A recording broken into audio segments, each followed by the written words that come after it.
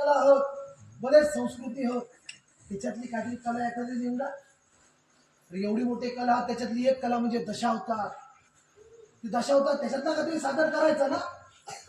का ना दशावतार बघलास कधी?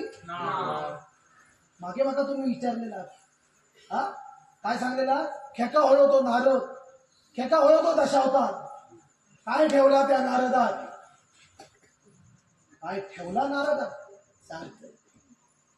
नारद म्हणजे फिरतो ऋषी, या त्रैलोक्याचो साक्षीदार, या दशावताराचो गाभो असता नारद. आणि त्यांचा तो पेटारो, त्या पेटाऱ्यात 33 कोटी देवदेवतांचा वास असता, वास.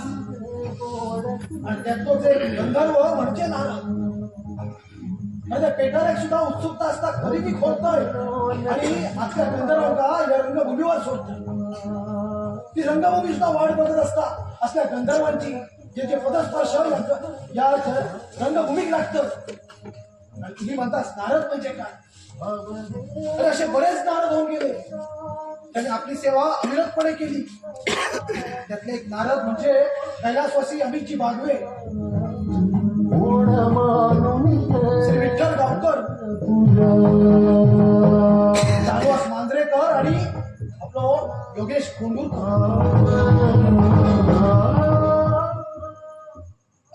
त्यांच्या जगात रंग लागलो ना, आणि असे आरशासमोर उभे राहिले ना की साक्षात गंधर्व त्यांच्या अंगात संचारतात. बघलाच असो कधी नारद? नक्की.